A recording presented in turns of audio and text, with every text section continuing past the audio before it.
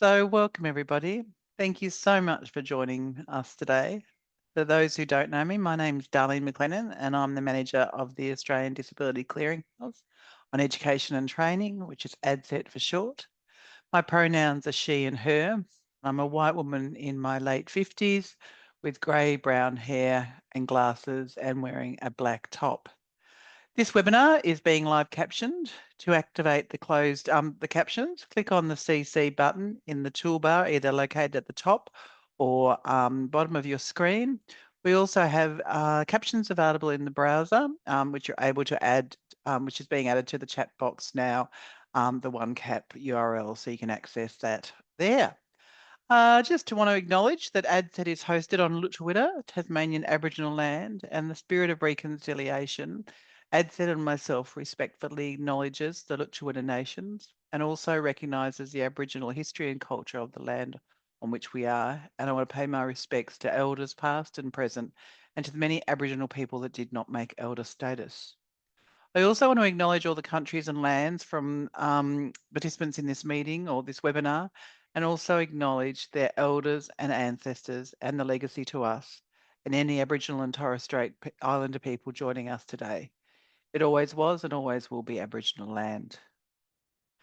Okay, today, also we just posted in there around the Indigenous map within the chat. And many that have joined us before know that if you are happy to put where you are, please add that to the chat now. It's a lovely way to engage with the audience and also to ensure that our First Nations people are suitably recognised. Today's webinar, reflecting on 2024, not all of 2024, just the AI for students and staff. As much as I'd love to, we're just writing our Christmas letter at the moment, so we are doing a bit of reflection at ADCET, but this is around AI for staff and students. And I'm really excited to have our two presenters here today. Darren Britten, our Assistive Technology Officer from ADCET. Hopefully you all know him very well. And Elizabeth Hitches, who is a fabulous and delightful joyful academic, which have supported the work of ADCET over many years, and it's a delight to have both of them here today. They'll be exploring the transformative power of AI in education, and as they look back at the range of innovative tools and strategies that are reshaping the learning landscape. They will also deliver practical strategies to those beginning to explore the world of AI, as well as offer some deep insights into the latest advanced tools. But before we start, I just want to do the housekeeping again. As I said at the beginning, this webinar is being captioned by the fabulous Sharon from Bradley Reporting and will be recorded. The recording will be available on ADCET in the coming days.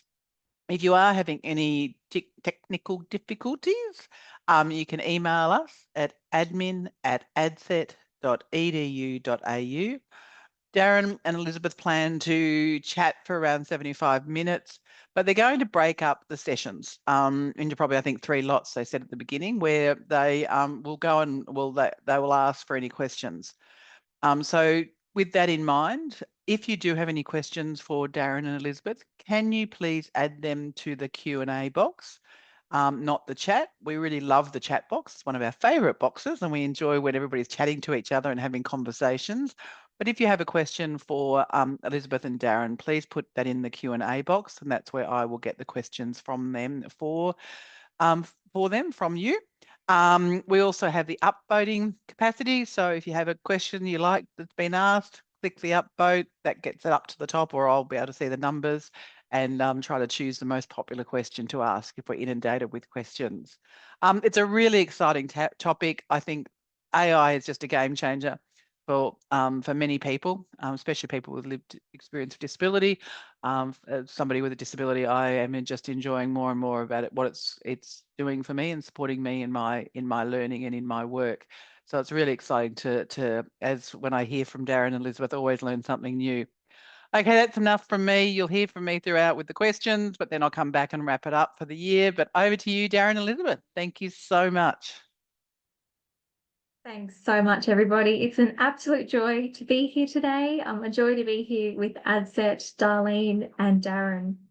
Darren and I would like to also add our own acknowledgement. So in the spirit of reconciliation, we would like to acknowledge the traditional custodians of country throughout Australia and their connections to land, sea, and community. We pay our respects to their elders, past, present, and emerging, and extend that respect to all Aboriginal and Torres Strait Islander peoples today.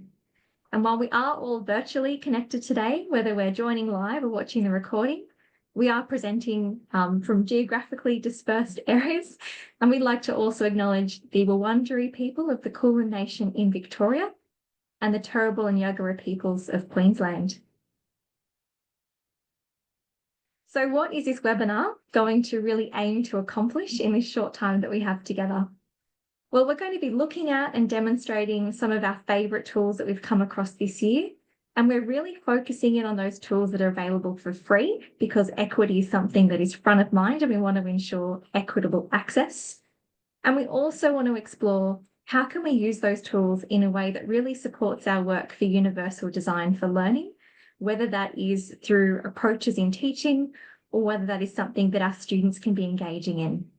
So we want to look at things that enable us to personalise learning, that might act as a study aid, that can really help us with that content creation or multimodal content delivery, and also thinking about accessibility and how AI might actually support accessibility. So we are pitching this at people who may be brand new to thinking about AI and UDL. So if it's the first time that you've really considered AI or universal design for learning, then you are absolutely in the right place. For anyone who is already quite familiar with these terms, we hope that maybe there'll either be some tools that you may not be familiar with yet, or perhaps some fresh perspectives to look over what you've already been exploring. But we're really excited to have you join with us today. And because this is a learning community where you've perhaps used these tools already in your practice, or where you have things that you think others might need to know, please feel free to use the chat and share that learning and share those examples with others, because even Darren and I, we always take things away from how people are using it in their context. So please do engage in that way. Over to you, Darren. I'll find the mute button. Thank you, Elizabeth. And thank you, Darlene, and the ADCET team in the background for making this happen. First off, I probably just want to say hello and thank you, people that registered. I think within the first day, we might have had close to 50 registrations or something. And we did have Joe Houghton on the ticket with us. We put that in assuming a lot of things and forgetting that there was, when we planned this, that there was obviously daylight savings time changes here and in Ireland, which pushed it back to somewhere near 3 a.m. in the morning for Joe. But we decided to keep this at the late time in the day, since we already had a number of registrations. But a big shout out to Joe, who's sleeping right at the minute, and probably well deserved. His timetable's full. So in that, we've kind of cut back a little bit on some of the academic side of where the tools can be used, but we're still going to show some of the popular things that have certainly come across our desk this year with that. But before we begin, I'd probably like to quickly, we're just going to throw a poll out there, and we'd love some people to answer that. We've got first question we're going to ask, and you can put that into the poll, or you can also just put your answer into chat if you'd prefer, if you can't access the poll. And the question is, have you used AI? So yes, a lot, yes, a little, not much at all, or I'm scared of it. So we'll just give a few moments there. We've had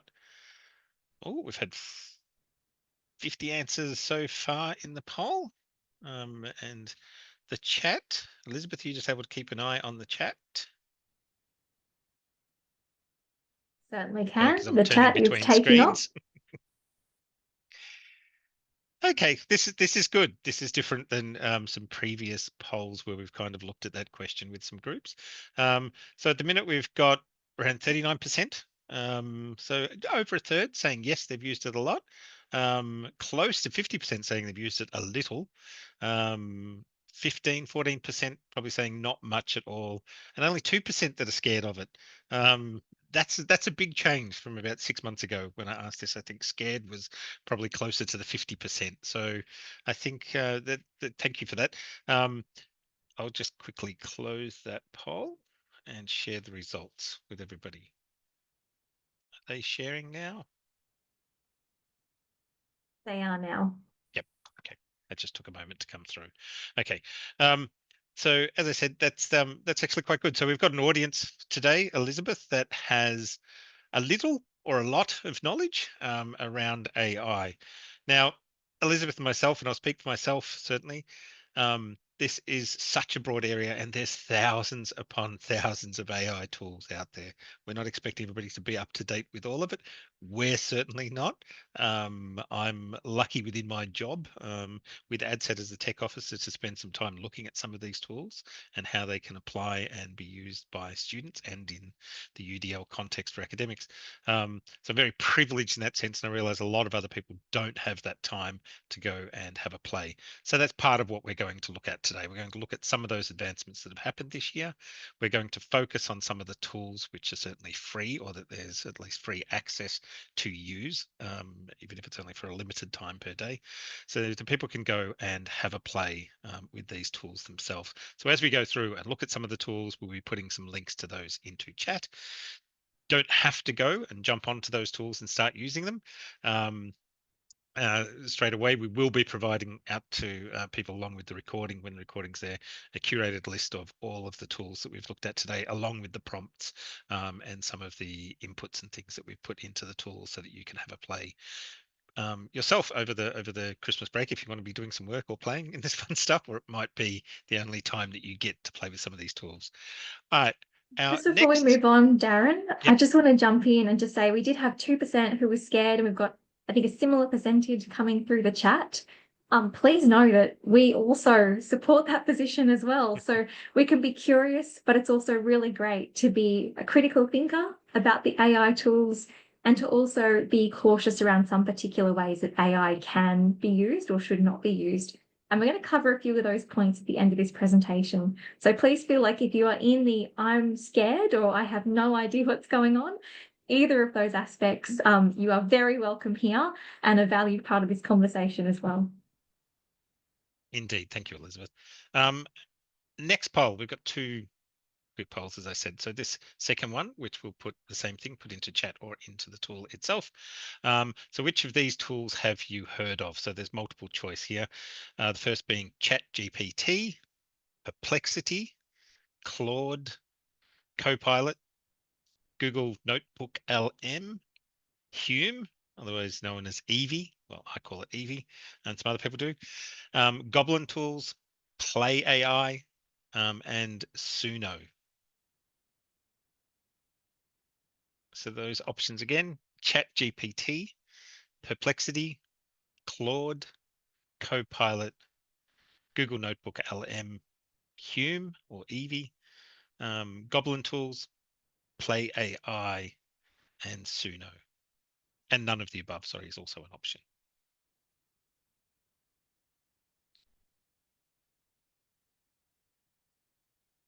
Yeah, I think we're getting towards numbers there. I'll just give it a few more seconds, then I'll close off the poll.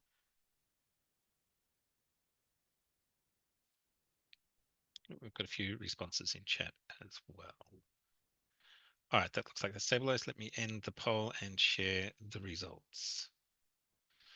Okay, so I think this is probably what we would expect at the moment. ChatGPT is certainly way out in front there, with 98% of respondents there and a couple in chat listing ChatGPT, probably because it was the first one that came out that we all heard of. It was it will write essays for people, and it was the doom and gloom and the academic integrity one that we've heard so much about. That's the one that's been in the media for everything. Perplexity, 32%. Claude, 48%. That's good. Claude's getting up there. Copilot, 80% of respondents.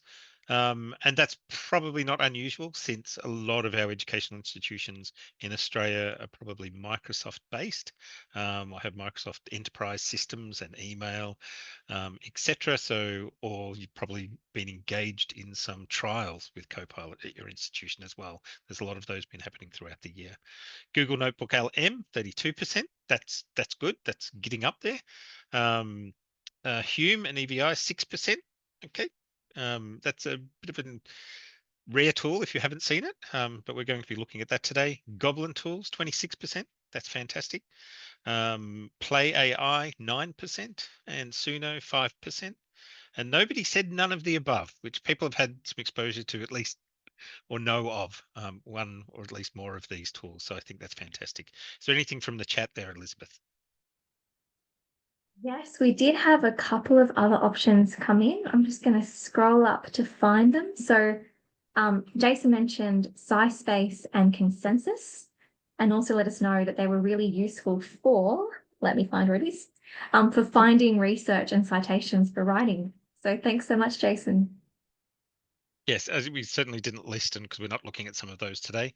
There's a whole plethora of AI for research side of things, Research Rabbit amongst many others.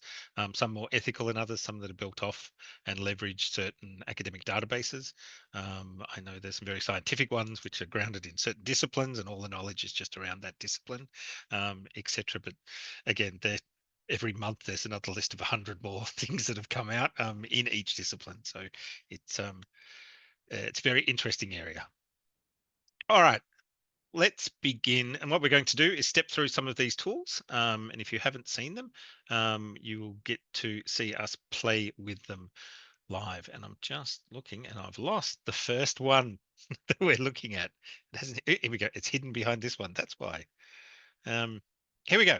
The first tool that we're going to look at, and again, there was a few percent, 20 something percent, I think people said they've heard of Goblin tools, which is fantastic. So we won't spend too much on this, but I've had a lot of feedback across the sector and a few of the webinars this year as well, particularly that have been looking at study skills and supporting neurodiverse students have mentioned Goblin tools as well. It's a bit of a all-encompassing, does a lot of things well, and it's in a really simple to use, easy interface. So one of the first parts of Goblin Tools, it has several areas with some tabs across the top. There's a magic to do, there's a formalizer, there's a judge, there's a professor, a consultant, an estimator, a compiler, and a chef. I'll just mention the chef one now so that we get that out of the way. But if you've got any ingredients left in the fridge, or you're not sure what to cook tonight or what you can make, you can put your ingredients into the chef and it will tell you what you can make, and it'll give you a recipe on how to cook things. I've had some students say it's brilliant. They love it. But the first one we're going to look at is the magic to do function, which is quite literally, it will give you a list items and breaking things down. So this is about to-do lists. So if I was to put in, say, a prompt into this that I need to write a 5,000 word essay over the next 2 weeks, and I can add that to my to-do list just as an option. But it has this spicy notion. So how much do you need this list broken down? A little or a lot? I encourage students to go for the little, break it down by a little, because you can always break it down more later. So then I go ahead and just add that to my to-do list. That's what I need to do. If I've done that, I can tick the box and say I'm done. If I'm not quite sure what to do to write that, I can then select the option to break that item down further, and it will grab that item and it will break it down according to my spiciness level. So then give me subsequent options that make up how do I write that essay. So for example, I need to choose a topic for the essay. I then need to conduct research on the chosen topic. I need to create an outline to organize the main points. I need to write the first draft of the essay. I need to revise and edit the draft for clarity and coherence. And I need to finalize the essay and check for formatting requirements. Now, I know there's a lot of essay writing tools out there and a lot of institutions linked to those to support some students. But this is just an example that Elizabeth and I chose to put in there because it's a very straightforward example that a lot of people can understand. Again, for some students, I might say, so that point of creating an outline to organize the main points. Well, I'm not quite sure how to do that or what are the steps involved. I often get lost in that. So I can further break down that option into sub options. I need to identify the main topic of the essay. I need to determine the key arguments or points to cover. I need to group related points or categorize them into themes. I need to create headings for each category. I need to list supporting details for each heading. So again, it's giving me that further detail. I might say, I'm fine with all of them, so I can just tick the main one and close that. I'm done with all the other subbits. Or I might have needed one of those sub points that's been created. So, okay, how do I really identify the main topic of the essay? Again, I can break that down. So you can just keep breaking these lists down till they're at the level I the individual needs the map to work on them. And I know a few students have absolutely loved that option to help simplify some tasks, to help break through all the noise. There's a lot of things I need to do, and it's giving me that checklist to step through at my pace. And if I don't understand something, I can follow that up and do that. So look, it's a very simple tool that's there, but a really powerful and free tool that's there. Elizabeth, fitting within like the UDL part, I suppose, giving students that ability to break things down. How does that fit with the UDL guidelines? Yeah, well, if we think about the UDL guidelines, so our Universal Design for Learning Guidelines by CAST, there are a couple of areas we could actually see this fitting in. So we have a section around engagement. And if we look to that area of sustaining effort and persistence, and that consideration around optimizing challenge and support, this tool might actually be a way to provide a tailored scaffold to ensure that students aren't getting stuck on some of those steps that are hidden or might be assumed. Sometimes students get an assessment task and they're told, go write an essay on this, and that's it. For some students, they may have written many essays before. It might just be a natural process that they're accustomed to. For other students, perhaps it's the very first time writing an essay and every single step is unfamiliar. Where do I even start to approach this assessment task? This could help provide some of that scaffolded support. We also have some areas on the UDL guidelines that look to action and expression. And we have an area that's around strategy development and helping students to really set meaningful goals. If they have a list of the components that they're going to have to go through to complete this assessment task, this may help them to set meaningful goals towards that, to really help them to organise information and to anticipate and plan for any challenges throughout that process. So as you can see, I can keep breaking those down. I can then got some other tools to estimate, add more subtasks, clear the subtasks, remove that point altogether because it may not be relevant. But feedback from some students is that they just love it. It's helped them to the extent they want to break that down. If I was to put this into maximum spicy, it will give 100 things on the to-do list, and that can be quite confusing for some people. So hence, I was saying, when getting students to use this, encourage them to use the least spicy option first to give the least number of options. You've always then got the option to expand that on each one of those to get students starting with that. So the next tool along with this is the formalizer, which I know a few people love. Hands up or thumbs up or cheers or whatever if you've had some students using the formalizer, or you've suggested some students use the formalizer option that's there. So it's a great way of, as it says, turning the chaotic thoughts into classy ones or vice versa. That's there. So I use this as an example. Sorry, I didn't copy all the text. Bear with me. Where I've speaking with a student, name has been changed, and so has the lecturer. That's there of an email that a student sent to a lecturer that just said, Mark, the lecture notes you sent me are not accessible and don't work with JAWS. Can you resend them to me as per my learning access plan, Joe? It's to the point. It kind of says what it is, but the student's frustrated, and you've probably all read or know of some emails from some students or received some emails from some students that are frustrated, that are probably worded worse than that and can actually sometimes be quite confrontational. So for the student to put that in and more or less, can I change the tone of that? Can I make this more professional? So I can hit the convert button, and it's got, again, how much spice do I want to convert that by? Just leave that at default for the minute. I hit convert. So it's making that first note there more professional. So what it's recommending is that it says the subject is request for accessible notes. And then it reads, Dear Mark, I hope this message finds you well. I wanted to bring to your attention that the lecture notes that you sent to me are currently inaccessible and do not work with JAWS. Could you please resend them in a format that's compatible with my learning access plan? Thank you for assistance. Best regards, Joe. So certainly a bit more professional, maybe a bit nicer, maybe more of a chance for the academic to respond to that. There's also, it could be possibly, it's got a whole bunch of options in here. We won't go through too many. I can make it more polite, more accessible, but maybe they don't understand what a screen reader is or what JAWS is, kind of thing. So again, let's convert it to be more accessible. So it's changing it to, hi Mark, the lecture notes you sent aren't easy for me to use with my screen reader. Could you please resend them in a way that works for me? Okay, so it's simplified it as well, and it's made it a little bit more accessible in terms of the language that's there. Maybe I want to waffle some more. I want to make it more sociable because I know the academic, and we have that rapport. I can turn that into more waffle, and it's, hey, Mark. um, Hope you're doing well. I wanted to let you know that lecture notes you sent over aren't quite working with JAWS, so I can't access them. Could you please resend them to me according to my learning access plan? That'd be super helpful. Thanks a bunch, Joe.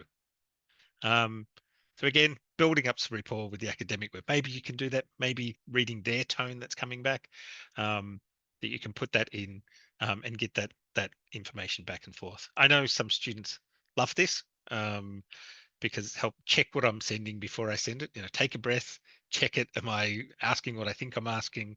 And is that a nicer way? Am I going to get more? Was it flies with honey, which I think we were talking about this the other day. Elizabeth's really weird. I don't know where that phrase come from and who wants to attract flies. Is it flies? Something like that. Yeah. The next one, which We is also, similar. before you Sorry. jump over, Darren, we have a special request from Paul asking, I want to see the snark version. So just out of interest. Okay, want to see the snarky version? Okay, or more sarcastic, or there's less snarky. There's a more sarcastic option. We'll go Let's with more try it. Out of sarcastic, interest. which is probably more like the emails you may have received in the past. Oh, Mark, what a surprise. I'm going to read this. The lecture notes you graciously sent my way are absolutely inaccessible and totally incompatible with JAWS. I mean, who needs to actually understand the material, right? But hey, if it's not too much trouble, could you possibly resend them to me in line with my learning access plan? That would be just delightful. Thanks a bunch, Joe.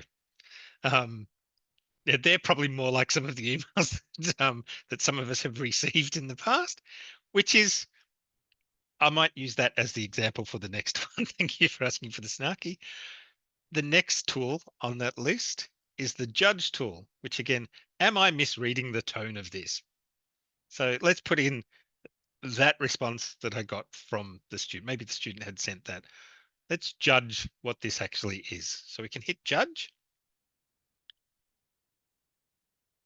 Has a bit of a think, and it's coming up with the summary of that, saying the text conveys a mixed tone of characterized by frustration, sarcasm, and a hint of passive aggression. The opening exclamation, "Oh, Mark, what a surprise," suggests a sense of irony, implying that this is not the response Joe wanted. Referring to the lecture notes as absolutely inaccessible and totally incompatible with JAWS indicates that Joe is facing a significant barrier in accessing the content, which likely contributes to feelings of annoyance and disappointment. The phrase, I mean, who needs to actually understand the material, right, amplifies this frustration. And it goes on. I won't read out the whole. There's a lot that's unpacking in that one short thing that's there. What I can do then with the judging and say, okay, there's frustration, there's all of these bits that are getting unpacked from it. Can you suggest a response to that? So it might be, how do I respond to that when they're attacking me, when it looks like this and they're being really sarcastic and it's saying, hi, Joe, I'm really sorry to hear that the lecture notes didn't work out for you. I totally understand how important it is to have materials that are accessible. I'll make sure to resend them in a format that aligns with your learning access plan right away. Thank you for your patience, and I'm here to help. Let's get you what you need so that you can dive into the material without any hiccups. Best, Mark. So it's a bit of diffusion in there. There's a bit of acknowledgement at the same time. So the judge tool's a nice first pass just to see, for those unfamiliar with, how do I respond to this as to what they're actually saying.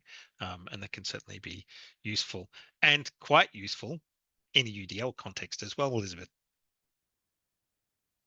So true. And I do just want to note that I've learned about my own communication style through this and realized that my go-to email style naturally is the waffle option. So apologies for anyone who gets emails from me and thinks, oh, she's waffling on again.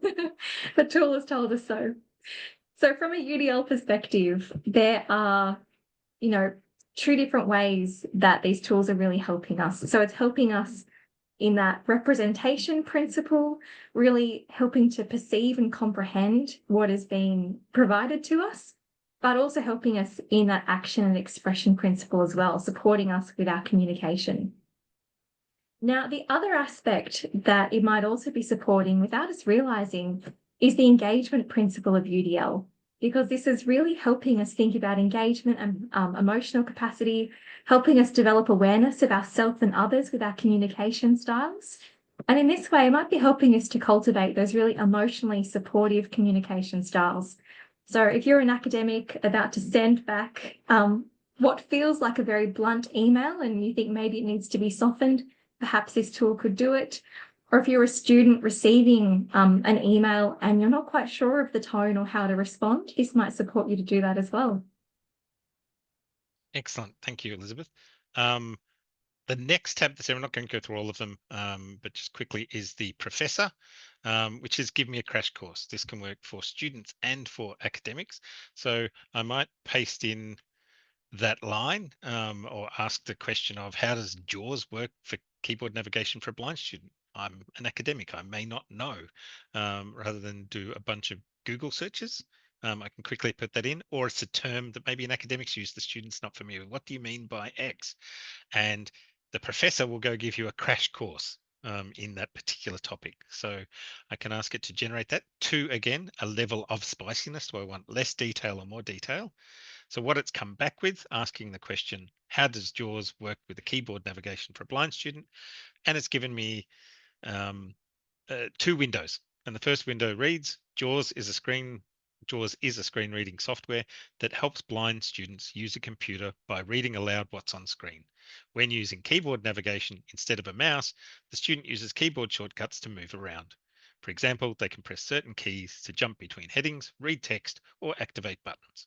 JAWS will vocalize what the student is navigating to, making it easier for them to access and use programs, browse the internet, or complete assignments just like sighted students.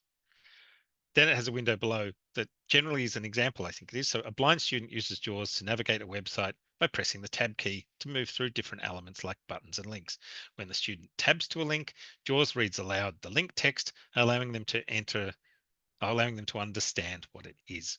If the students wants to click on that link, they press enter and JAWS will read the content of the new page. Throughout this process, the student can also use keyboard shortcuts like insert plus down arrow to hear additional information about the current item that's focused on screen. So that was at medium spices. Put up to maximum spiciness, I would get a lot more detail, or maybe I need less detail because I really just want that quick crash course. So for students, they can put things in, as I said, just to get a little bit more information or background on a word or a topic or a phrase. You know, this phrase I keep hearing, what does that mean? I'm not familiar with it. It's obviously geographical or it's a Australianism that's in there. What does this mean? You can go and put that into the professor and the professor will give you some feedback on that. Last one, without going into detail for all of them. So sorry, just with the professor, UDL aspects of that, Elizabeth. Thanks, Darren. So as you can see, this is a really great tool for getting an overview of a subject quite quickly. So whether it's something someone's mentioned in an email or perhaps in a passing conversation, you could quickly get an overview of that particular concept. So where this aligns is in that representation principle. So really helping us to perceive and comprehend information. It's also helping us to build knowledge. So make those connections between new and prior learning and really help the key features of a topic to be quickly investigated. So this tool is really good at picking out those key features and helping us gain a very quick understanding of them. If we needed to further dive in further, we could. But if we're just looking for that overview, it's a very accessible way to do that. Yeah, I just very quickly asked it the question, what does the term fair dinkum mean? And it gave me an explanation that this is the phrase, originates from Australia, vernacular, and it's used to denote authenticity, genuineness, truthfulness, and some more information about that and an example. So it can be used in lots of ways. The next little tool and the last one we'll look at from Goblin Tools is the consultant. So I've recommended a few students use the consultant to break down the pros and cons and give some advice around some things. And this is one you may probably be familiar with that comes up a bit. So I'm just putting in to the consultant the phrase, I need to complete a group work assignment with other students, some of whom I don't like. So I can ask it to give me some advice or the consultant to give me some advice on that. It's having a little think, and it's come back with some pros and some cons. The pros being it's an opportunity to develop teamwork skills despite personal differences. There's learning to communicate effectively with diverse personalities. There's exposure to different personalities and ideas that can enhance the quality of the work. There's the potential for building conflict resolution skills, the ability to practice compromise and collaborate in challenging situations, and the list goes on with the pros.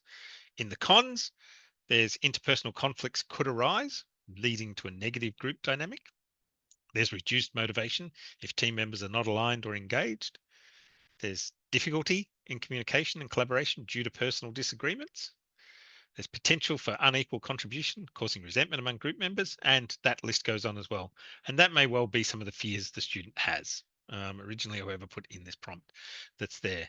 But it then gives a little bit of a summary at the bottom that weighs up those pros and cons. And it says the best choice in this situation is to embrace the opportunity for personal and professional growth that comes from working with individuals you don't like. While there may be risks, such as interpersonal conflicts or reduced motivation, the advantages of developing teamwork skills, learning to communicate effectively, and gaining exposure to diverse perspectives can significantly enhance your overall experience. And there's some more text there, etc., about creating and fostering more positive group dynamics and helping out the overall assessment.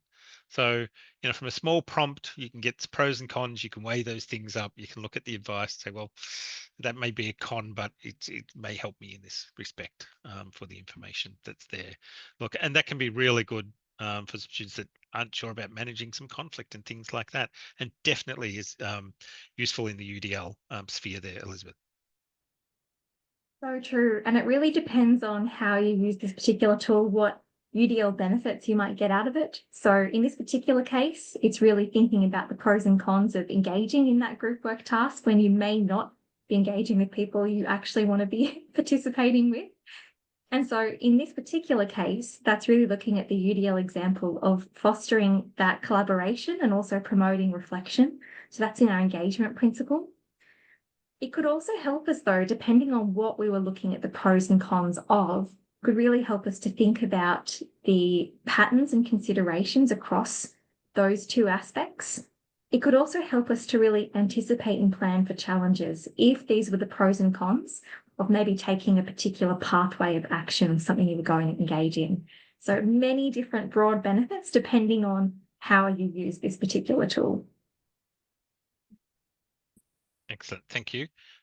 Elizabeth, we might just move on from Goblin tools, but we might quickly open up to any questions that are there.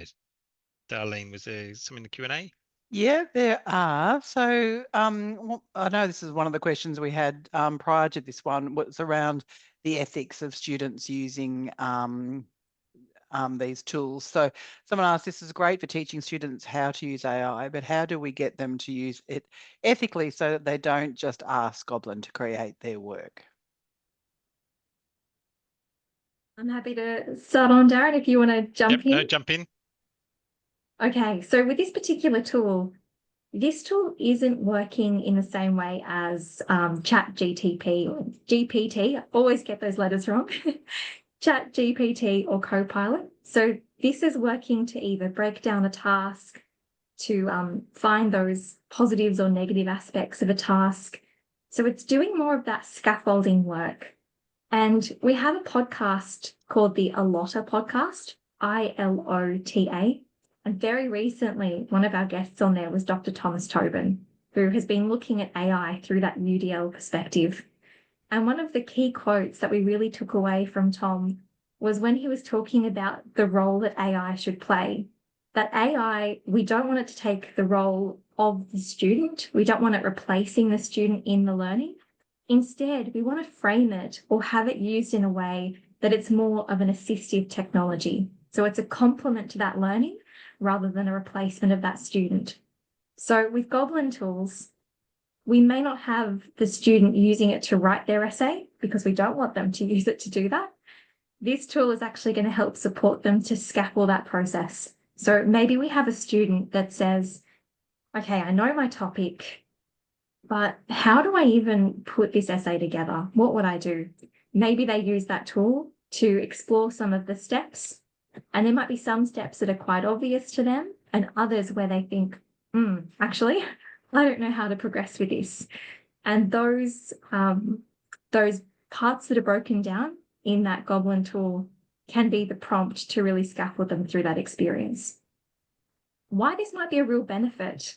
Some students might not be first in family. They might have family members who are very used to completing assessment tasks, or siblings who are going through the education system at the same time, or perhaps they even have a group of friends or peers that they can discuss this with, but perhaps they don't. And so this tool can really be the complement to that journey in helping to bring some of those hidden or some of those aspects that might be assumed, helping to scaffold that experience for those students who need it. Does that help answer that question? Otherwise, feel free to. That's good. I think it'd be a topic that's probably raised a little bit today. It's probably one of the things that we we get often asked the most. Another really important consideration. Yeah, another question is, with the Professor tool in Goblin Toolbox, is there a limit to the usefulness depending how specialised detail emerging the topic is? The person's trying to determine if the tool has hallucinations or misinformation depending on the topic. I think, sorry, I'll jump in here. I think like any of the AI tools, generative AI tools, there is that potential for that. Again, the professors probably not to the extent of, ChatGPT and some of the other large language models in terms of the amount of information it gives. It's limited in its scope because of that spiciness that you put in. I again would tell students, like anything, it's careful what you get out and don't take it as said fact necessarily. And a lot of these tools, I think, I've closed that down now. In Goblin tools, I think there's information there about what and how you should use it in terms of trusting, not trusting information that's there, as all of these tools should be. So it's, again, I wouldn't recommend to students just to go and use this without some kind of instruction around using it and to get the most out of that tool. The AI discussion that obviously happens, or the other AI, the academic integrity discussion that goes with that, is this is no different than any other piece of work. You can't copy somebody else's piece of work and claim it as your own. If you're using this to generate work, it's no different, and you will be found out. It will be picked up somewhere along the line. You can't suddenly change your writing skill from this level to a different level, suddenly overnight. And there's tools which will track the certain ways these things happen. But look, it's a massive discussion, and we won't get hung up too much on that. We'll touch a little bit more on that when we look at some of the benefits and considerations and the ethics later on with this. Excellent. Thanks, Darren. And just another question, has any research been done around the ethics of AI as yet? Is that something you've kept abreast of, Elizabeth, or have you seen, Darren? I think there are papers that discuss ethics in different ways. So ethics can be really multifaceted. So we're going to talk about that in a little while, but there's the ethics around what data was actually used to train and develop particular models. There's ethics around the individuals who have created those models or been a part in it. Have they been recognised? There's also the ethics around our environment and recognition of some of the impacts that there might be environmentally. So I think you'll find research that hits different niches of those topics. But if you find any really good ones that cover the broad scope, please feel free to drop them in the chat or let us know. That's great. Thank you. All right, that's it for the questions. Just a reminder, if you do have questions, if you can add that to the Q&A and not the chat, just so we can keep the questions out. But I'm loving the chat and everybody sharing their own knowledge and resources as always. Oh, sorry, there's just one more that's come through.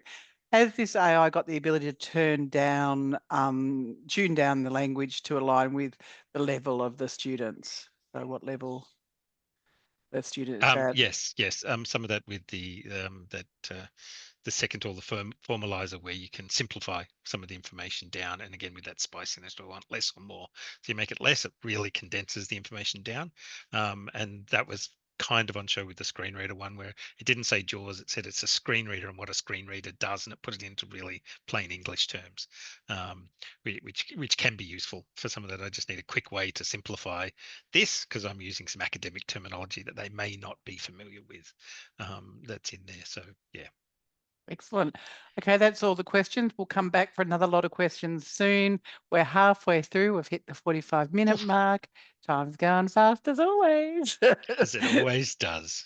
Thank you all. Excellent, thank you. Look, we're not going to spend too long on ChatGPT, which is our next one of the year. Again, most people have played with this. We saw that from the poll. Thank you.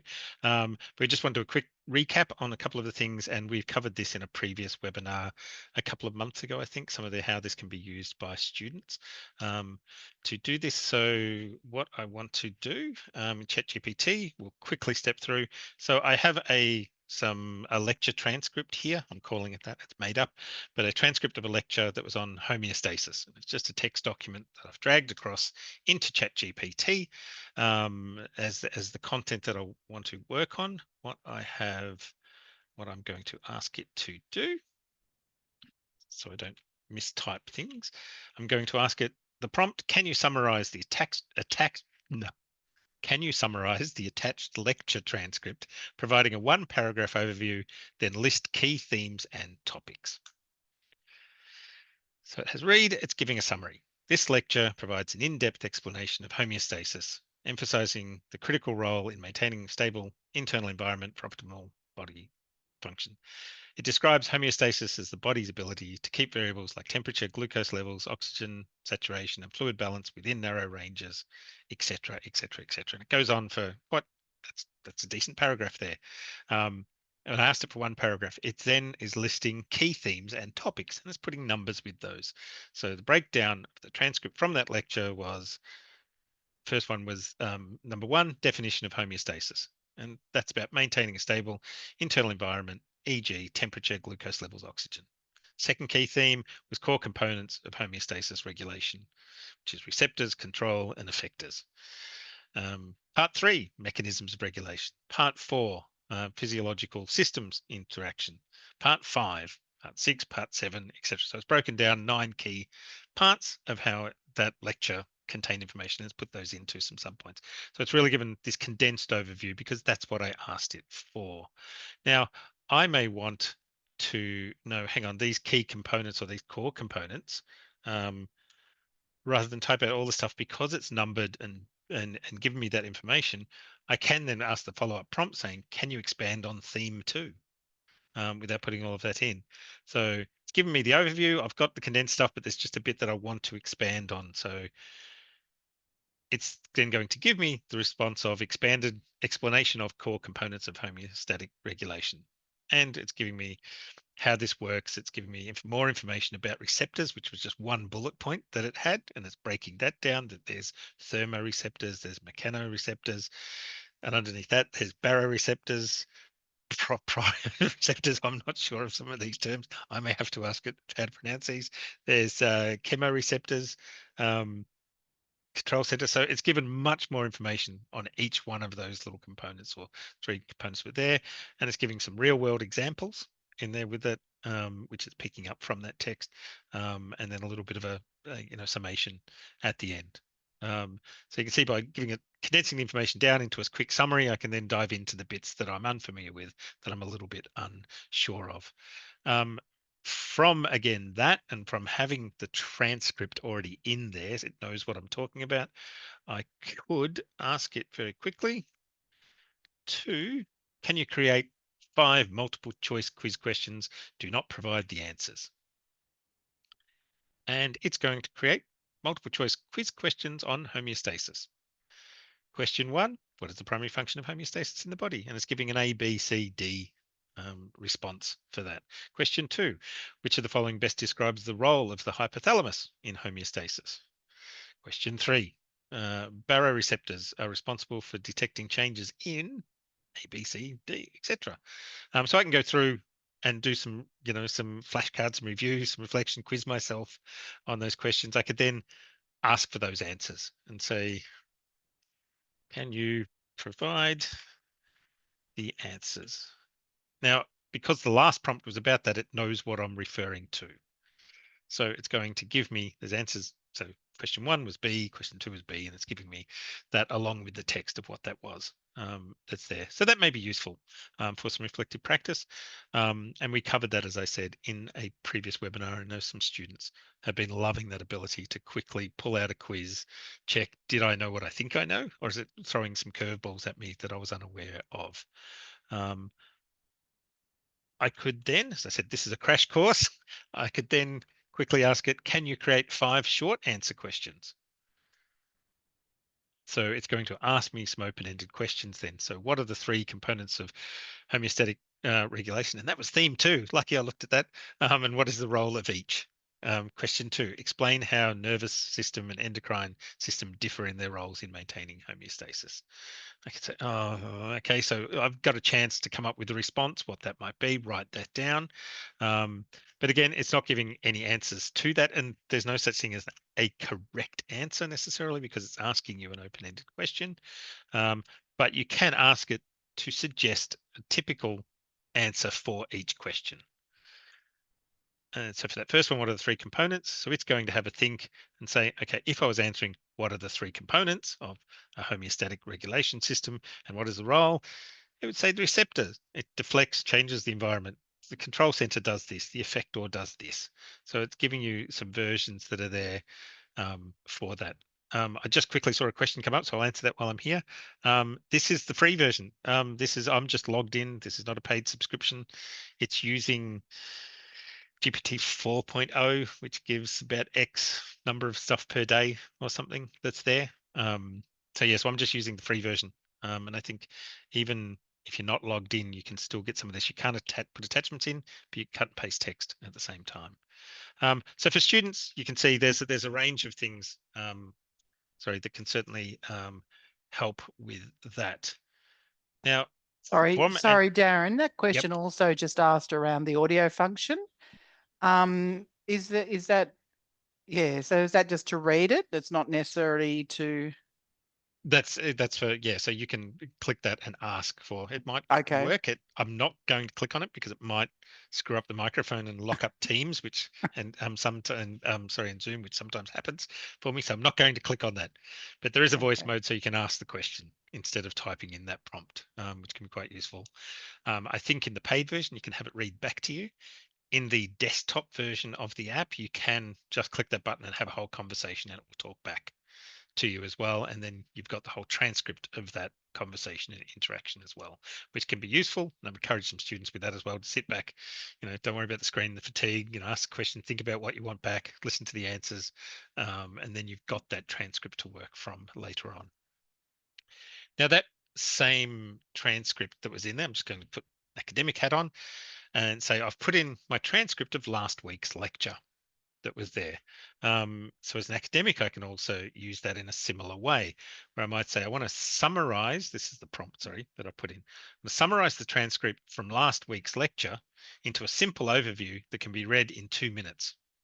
Start with the words, last week we looked at. So I'll analyze that transcript. And you can see it paused slightly. So it came up with last week we looked at, and there was a slight pause before it continued. So it's responded with last week we looked at the concept of homeostasis, which is the body's ability to maintain a stable internal environment for optimal functioning. We discussed how homeostasis regulates vital factors like body temperature, glucose levels, oxygen saturation, and fluid balance, etc. New paragraph that's there. We explored the roles of various receptors. Look, and if you do read that out, it's close to 2 minutes. That's there anywhere from, generally I find if I put 2 minutes in, it's from 1:30 to 2 minutes. So it does a pretty good job of framing it into a short little bit of information. Now I could turn that into a quick audio version that's there for students to quickly listen to be prepared for class this week. Or maybe that's just the text that I want to put in. Here's a quick recap of last week for everybody to get up to date before they come into this week's class. Or I could put that on a slide. This is last week's information. Let's spend a couple of minutes quickly looking at that. Okay, we're all up to speed with what we did last week, even though not every student may have had the chance to jump in and do that. So look, it's a nice little tool to help academics quickly summarize information. The thing that I've certainly was impressed with, has taken the language that I put in asking it with the prompt to say we looked at the beginning had then followed that through in the inclusive language that it's then used, saying we explored and did this. Finally, we examined how this happens and we looked at and we now understand this process. So from a UDL perspective, Elizabeth, how many boxes does this tick? Again, there are so many ways that you could use this tool. And so there are various benefits depending on the way that you use it. Darren showed us, first of all, the way to adjust how that information was being presented. So we can think about that in terms of the representation guidelines. Perhaps it's making something quite large and lengthy, perhaps overwhelming in the time frame available, making it much more readable, perceptible, comprehensible. So imagine that perhaps you are a student who was really sick during the lecture, you couldn't make the lecture, didn't have time to access the recording, but you've got a tutorial in about 30 minutes time. If you have permission from your lecturer and you have that transcript available, perhaps you could get a brief recap so that when you go into that tutorial, you don't feel like you're there with no knowledge about that week. Instead, you have the knowledge there to really build on. So it could really help with connecting prior knowledge to new learning. Could also help us in terms of how we engage with material or how we act on material. As Darren showed, it could be a really great tool for revision. Perhaps students are used to just writing out study notes and then realise, actually, I can't recall what I've studied. This could be a really great tool to make sure that they're doing that work to really embed that knowledge and have some practice around embedding that. So many different ways that we could use it. But of course, it's all thinking about the ethics of what's able to be fed into this system, and also really supporting our students to know what is and isn't okay, and showing them the best ways to leverage this tool for their learning or for academics for creating resources. Yes, indeed. So one more thing, and then we'll quickly take a couple of questions that I've got here is something that's come along in leaps and bounds, talking about across 2024. I think the very first episode we did of A Lot of Things of the podcast, we looked at image descriptions that was there, and you probably all experienced some of that by putting some images in, and we touched on that again in a previous webinar of being able to put that in, ask it to give an image description. It has come along in leaps and bounds throughout the year. And this is about a month old, this one now. So I've put in the image of our A Lot of Things podcast. It sounds like we're plugging this quite a lot. That's there, which is a brain that I won't tell you, because all I did was put the image in and I asked it to describe this image for me. And it came back with the following description. The image you provide shows a creative and surreal concept. It features a large human brain wearing a graduation cap, sitting on a bench with legs and feet, dressed in black and white sneakers. The brain also has large headphones over its sides, suggesting a connection to learning or listening. On the left side of the image, there's a blue vertical bar with the text Ilotta in large bold letters, followed by things in smaller, more understated font. This part of the image contrasts with the central figure by providing a clean, modern typographical layout. The overall tone of the image mixes elements of intellect, technology, and casual culture, symbolized by the graduation cap, education in brackets, the headphones, media or audio learning in brackets, and the sneakers in brackets, usefulness and informality. Wasn't necessarily planned when we put it together, but that's what's there. So it's quite a detailed description. It's actually quite accurate of what it put in there. Now, again, that's probably too much to put in as alt text onto an image, but it is useful to describe maybe a context or that for the image. So I've then prompted, can you provide a short alt text version to include with the image? And it's given the alt text of illustration of a brain wearing a graduation cap and headphones, sitting on a bench with sneakers. Text on the left reads, a lot of things against a blue background, which is good enough to be the alt text that's there, unless I want to go into more details with that later. So for some students where they may not be able to see or get the images to them, you may have bad internet connection and they're just not coming down, or something's happened with your machine as well. This can be a really useful tool, and writing alt text isn't easy and it doesn't come naturally to a lot of people. So this can be a really great entry point of putting in some images and helping to describe those, and then having the content matter expert be able to tweak that to fit within the context of why they're being used. So questions. I'm distracted answering some. so, we've only got one, and I was just responding from a colleague, and he said he wasn't quite sure if it's a question or a rant, and I was trying to write back quickly saying I took it as a rant because I know him too well. so Elizabeth put into the question. I had a chat with a great academic who meets with students. He met with a student with dyslexia and talks to the student on how to use ChatGPT and convert what the student gets from AI into their own words. So should academics introduce correct usage in the lectures? And Tracy's in the chat has actually given some examples. She shares as a lecturer her practice of if they've used AI in any of the stuff that they've produced, they've kind of identified that with students. So I suppose it's just practicing, showing what they do, which I think is a really great way of doing it. So any other thoughts that you've got, either you or Elizabeth, Darren, Elizabeth? Yeah, no, look, I think it's, I'll throw it to you in a second, Elizabeth, but yeah, I think it's really important that we give the context for students to use this as much as we're giving, overt permission into, yes, you can use these tools. We don't want them to hide behind the tools, but how to use them well. And again, part of that ethics and what's the information you receive out of that. So try to identify how can this tool help you, not how can this tool do it for you. That's not helping you at all by just doing it for you. How can it help you, and recognize those things. So you really bring to the fore those critical thinking skills and that ability to, okay, how can I get the best out of this to enhance my learning? So sorry, Elizabeth. No, that was really beautiful. And I think Darren and I always sit back waiting for the other to jump in. So we're just really polite. Thanks for kicking us off. And yeah, I think it's a conversation we need to be having with students for sure. Definitely around how to use it ethically. But I think we also need to really enhance their understanding of how these tools are working, that these tools are not replacing them and should not be replacing them, that these can be a complement to that experience, but not a replacement of that experience. Yep.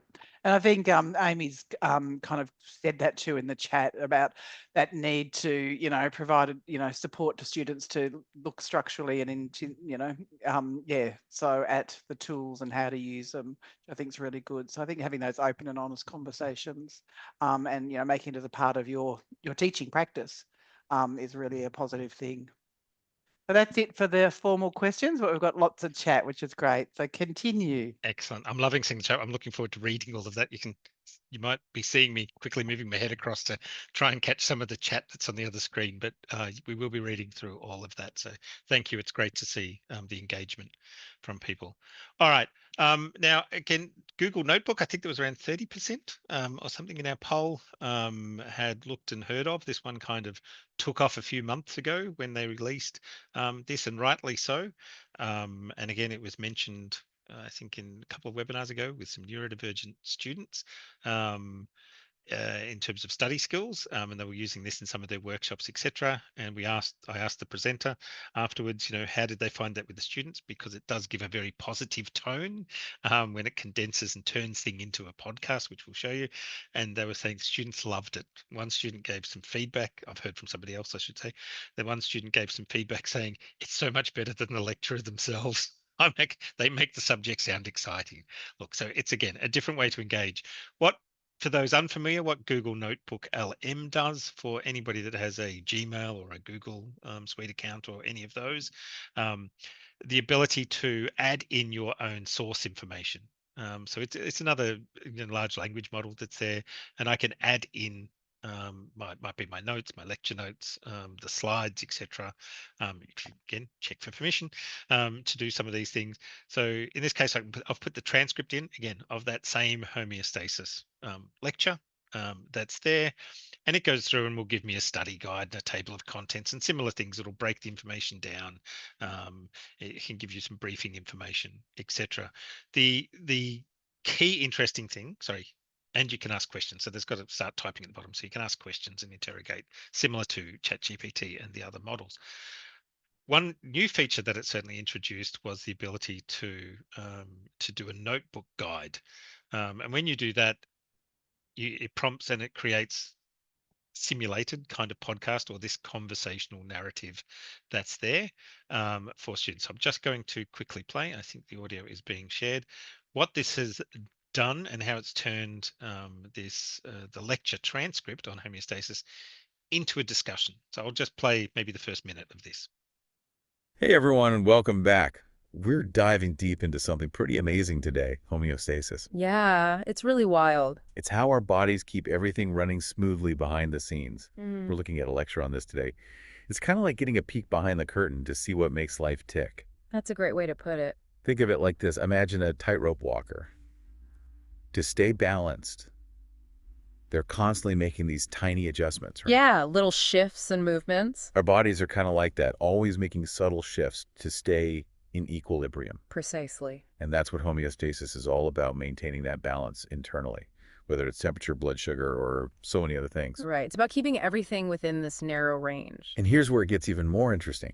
Homeostasis isn't just one system working by itself. It's like this big, complex dance with multiple systems all working together to keep us functioning at our best. It's a beautifully orchestrated system, and it's remarkable how it all works together seamlessly. So true. The lecture actually uses this really cool visual to show this. Oh. They show a thermal image of a spider. Okay, a spider, huh?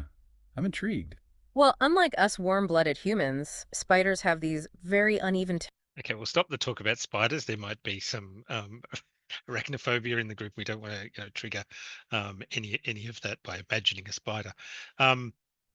So you can see, for those that may not have heard of Google Notebook LM, how much of a surprise it was when this came out. The fact that it could turn that textual information that was put in, or a transcript or a set of notes, and turn it into this conversational piece that it's sounding more human with that, and it does some ums and ahs, and they cut each other off slightly. And there's been an update since the first version has come out, and so it's certainly gotten better at doing that.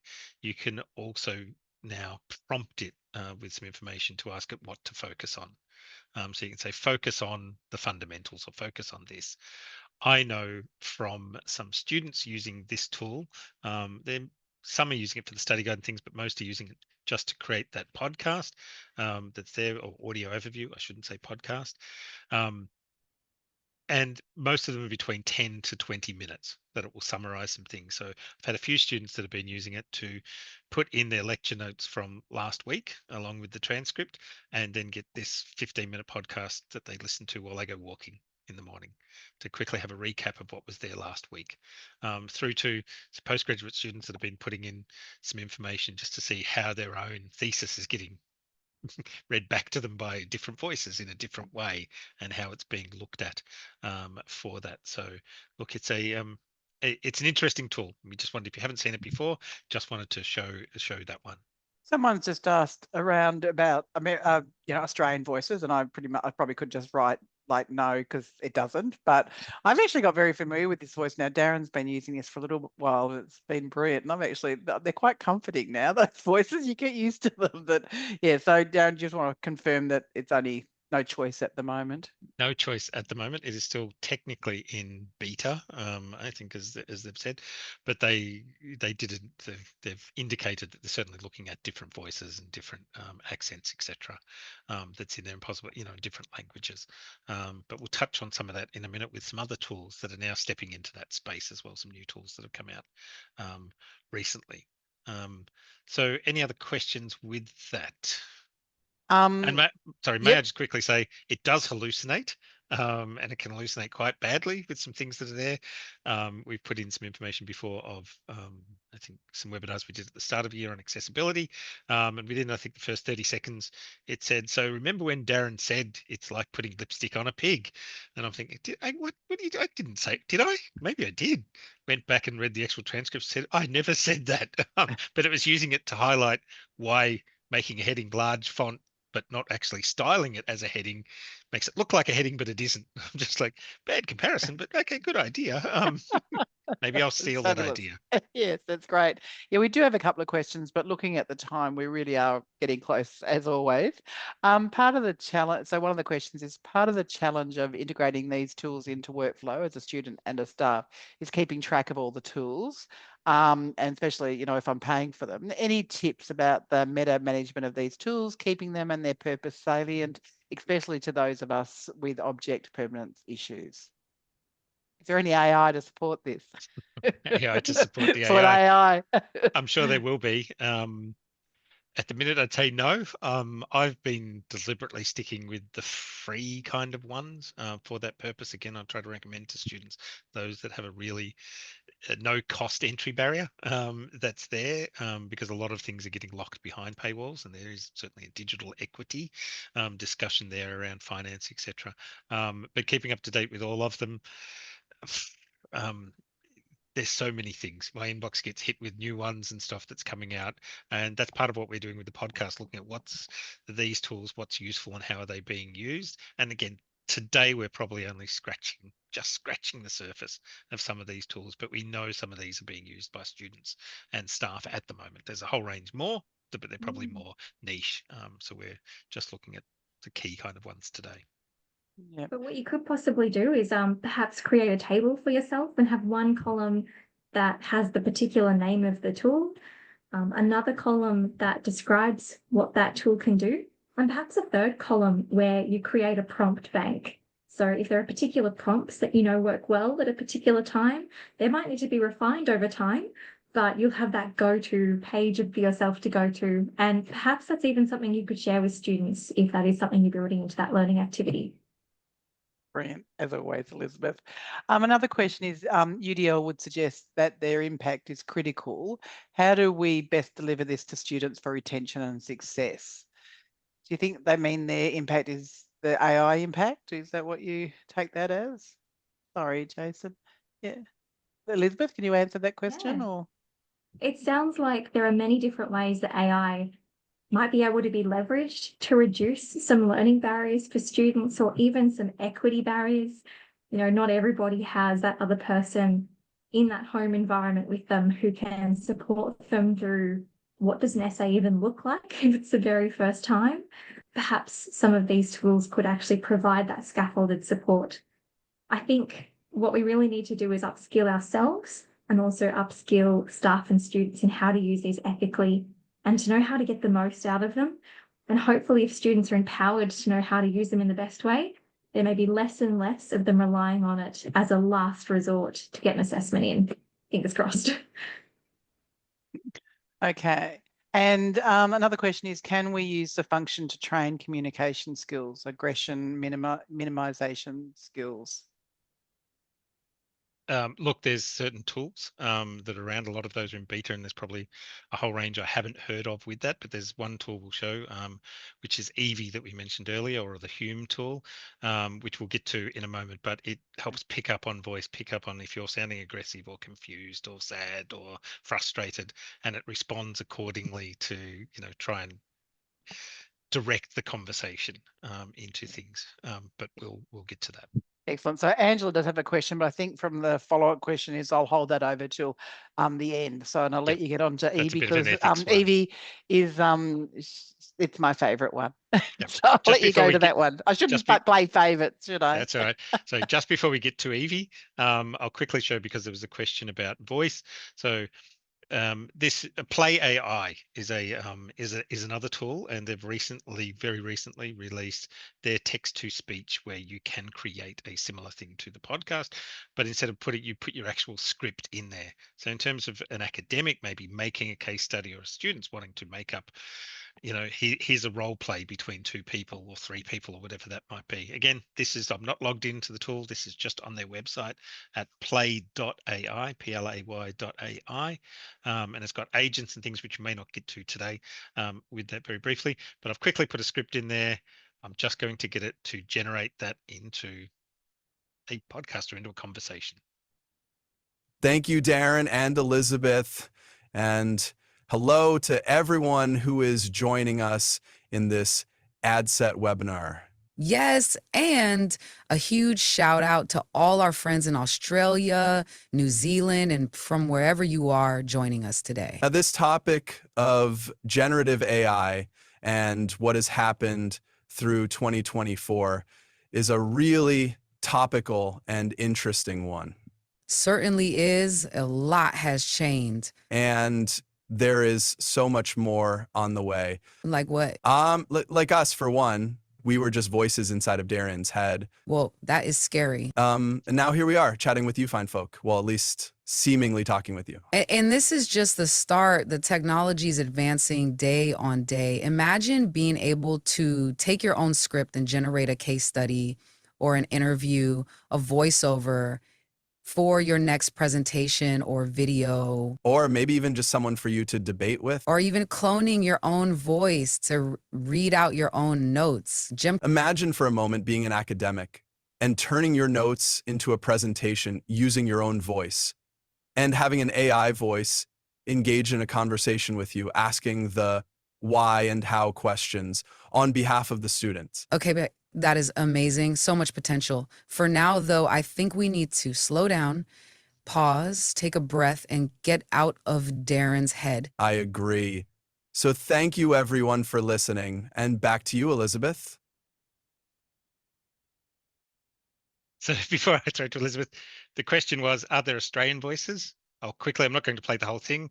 I'm just going with the default voices here. Archie's a bit of an excitable Australian, but I'm not going to change anything. This one does have the capacity to do different voices. So you see how quickly this generates. I'll hit generate speech. Thank you, Darren and Elizabeth, and hello to everyone who's joining us in this ADCET webinar. Yes, and a huge shout out to all our friends in Australia, New Zealand, and from wherever you are joining us today. Now, this topic of Again, lots of different voices that they've got in there. This is just the free front end where you can go and have a play with the tool. They've got this new Meet dialogue. They've got this agent tool here where it uses some of their voices. And so you chat with the bot, with their AI agent, but you've given it a background of bits of information. So this is a tech visionary you can speak to, or it's someone at front desk reception, or it's a food critic, or it's a martial artist, etc. So in terms of building case studies, I'm thinking health science, I'm thinking a lot of things where people have to learn people skills, interact with people. Some of these things, we're going to see lots and lots of these in 2025, these agents coming to the fore that are very niche and concentrated within a particular thing. So for helping train some aggression from students or to look at and reflect some of those things back, this can be certainly a really good tool. But just the speed that it can now generate that conversation from a script that was in there. This only came out about a week ago. It's quite staggering the pace at where some of this is going. So I just wanted to show that one in response to the mention around voices that was there. All right, Evie, the one, should I say, Darlene's favorite that's there. For those that haven't played with Hume.ai, EV stands for emotive voice interface. So EV picks up on how you speak or attempts to. So it's not just straight text in and out as most prompts in generative AI has been. And we've certainly seen that increase in the tools adopting that speech input. Then being able to read that speech or try and interpret that speech. Is somebody frustrated? Is somebody confused? Are they sounding hesitant, etc., and being able to adjust the response? There's some characteristics that you can't really read from the text. So this is another layer of trying to pull those things together. So I'm just going to fire up one of the bots that's there. I might just have to refresh the page because it's been sitting there for a little while. Let's have a chat. We'll have a chat with Ito. There's a couple of different personalities here. So what I want to do with Ito, let's start a quick conversation. Hello, Evie. How are you doing today? Hey there. I'm doing great. Thanks for asking. I love your warm greeting. How's your day shaping up? My day's good. It's almost at the end of the day, and we only got a couple of minutes. I'm in a webinar with a friend and colleague, Elizabeth Hitches, and we're talking to a bunch of fine folk around Australia and beyond around AI and accessibility in UDL. Oh, wow, that sounds fascinating. AI and accessibility and universal design for learning. That's such an important conversation. How's the audience engaging with the topic? They're engaging great. There's some really good conversation in the chat. That's fantastic. Nothing better than when a webinar really sparks meaningful dialogue. Makes it all worthwhile, right? Okay, so I'm just going to pause that there because I just wanted to do a different thing. So you can see where it's picked up on some of the bits of how it's asking amusement, concentration, interest, excitement, amusement. It's getting amused at what I'm saying. Maybe I'm saying it in that way.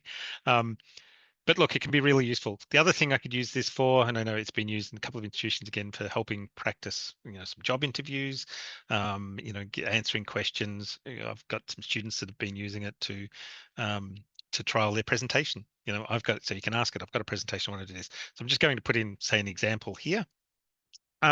Evie, I was just wondering if you could play the role of Bob, who's the owner of a local mechanics store, or mechanics down the road. They had a sign in the window that had for an apprentice wanted, and I've just finished a Cert 3 in mechanics, and I plan on going in there and asking them about the job. So could we role play that with you as Bob? Of course. Hey there. I'm Bob from Bob's Auto Repair. I saw you checking out our sign. What can I do for you today? Yes, hi. Nice to meet you, Bob. I'm just wondering if you could tell me a little bit more about the job. Sure thing. We're looking for someone who's just finished their training to join our small team. We work on all sorts of vehicles, everything from basic services to major repairs. What kind of experience do you have under your belt? Well, my dad used to race cars, and he used to restore some classic cars, and I've always been fascinated with and used to help him in restoring some cars. I've recently just completed a Cert 3 as well, a Certificate 3. So I'm looking to get my foot in the door. Ah, classic car restoration. That's impressive experience. Love hearing about that racing background too. What kind of classics did you and your dad work on together? So you can see you can set up different parameters with it. You can ask it to give feedback, judge feedback on what you're saying and things like that. So that's just a very quick intro into it. But there's more of the tools that are now starting to pick up on this notion of we can hear what you're saying, and a lot of the new AI agents will be using some of that as well to say, okay, you're feeling frustrated, you're doing this. There is a point with Evie, which I've been impressed with. If you start going down a path of being really frustrated and not getting the answers, it will suggest that you go seek out a human to do this, or there might be a counselor at your school, or it knows if you've been speaking to it about university, and is there someone you can talk to about this? Is there someone that can assist? So it's really good at not pretending it knows all of the answers for things, and it does say, I am only I'm an AI agent that's here doing this, so there's only so much that I can do. So if you start going down a dark path, or you start talking, certain tendencies, etc., it will pick up on that and recommend, that is there someone else that you can speak to, or is there somebody else you can bring into the conversation? So that's Evie in a nutshell. So many possibilities that are there with that, but I do want to leave some time for some questions. So we'll wrap it there with that. Thanks, Darren. That's brilliant. There's still a lot of conversation around the ethics of AI, and especially putting information in. So Angela from libraries, that works in a library, says that, due to copyright legislation and so forth, often they can't have access to subscriptions and to be able to put into AI and so forth. She's probably asking more for a group discussion, but what are your thoughts in regards to, copyright legislation and using AI and so forth? It's a really important area to consider, because there may be copyright for students to use a material in one way, but if you are using it to then produce another material, or an academic using it to produce a material for a use that hasn't been permitted, then you could actually be in breach of copyright and not be aware. I think this is a space that is not well enough considered, because I've already heard some students saying, I just uploaded my 3-unit readings into AI and got a summary. And that would definitely be in breach of copyright, the way that they've done it, and also the particular models that they've been using. So we definitely need to be really clear with our students around what is possible, what isn't possible, and make sure that we're not breaching any rules when we're actually using these tools. And the same goes for materials within the class. We need to be aware of whether or not transcripts of lectures are able to be used. It is the intellectual property of the academic and the university. So there needs to be transparency around if they can be uploaded. If so, does the particular AI use that data within its training model? Or is it a particular AI that actually closes that conversation off and deletes the data once it's finished drawing on it within that conversation? Lots of things to consider, and we really need to support staff and students to know how to do this ethically. Yep, and that was that next follow-up question of what are the closed systems, and kind of ensuring students have that understanding of those that aren't using it as a training purpose as well. And once again, it'll be up to your institutions to set their own policies. Yeah. Darren, was Look, there I'll something? just quickly add that more of the tools are starting to recognise that as something, particularly making that a closed shop, so to speak. Microsoft's certainly doing that, and with their Copilot rollout, etc., that they're building in to make sure that it's limited within the institution and the knowledge stays within the institution and doesn't get saved externally or used for other things.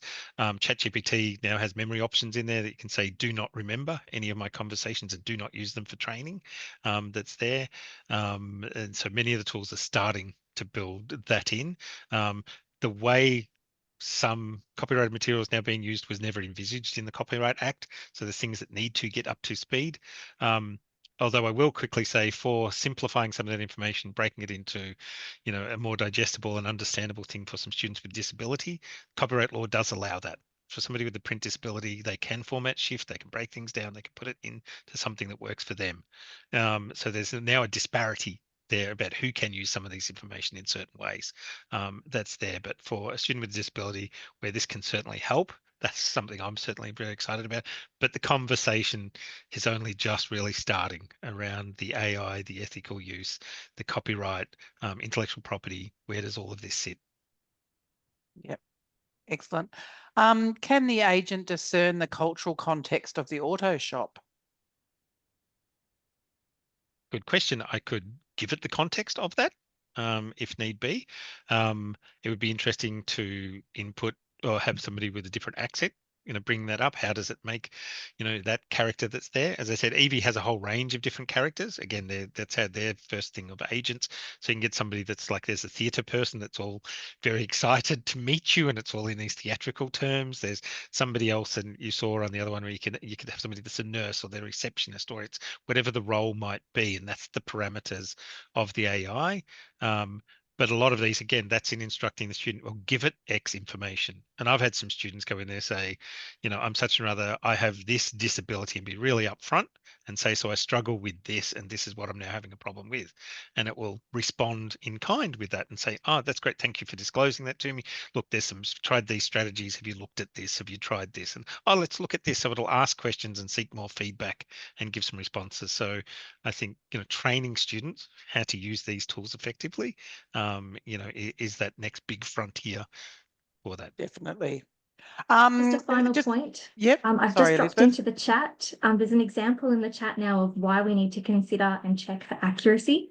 That was an AI that suggested eating 1 small rock a day. Very funny example, but not if we bring it into a context where students may not be aware that it's inaccurate. And also an example of why we need to support students' understanding of how the tools work and support their emotional safety. There was a very dark pattern that came out of an AI bot who gave quite a personal negative message to a student. We need to be sure students know this is not personal.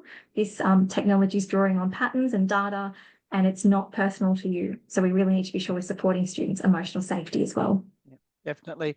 Just a quick question around Evie. So just of how you spell Evie, but it's through the Hume That the Yeah, Hume. so Hume.ai, Hume.ai. Evie was the original bot that they brought out. They only had one, so that was the emotive voice interface, hence it was called Evie.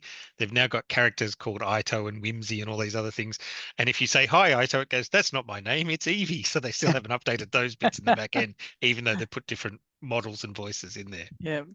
Okay, thank you. We had a couple more questions we're not going to get to because, as always, time has run out. It's absolutely brilliant presentation, and as we said at the end, at the beginning, that we always learn new things, and it's been fabulous to see the generosity in the chat, and yeah, and the generosity of questions and people inquiring.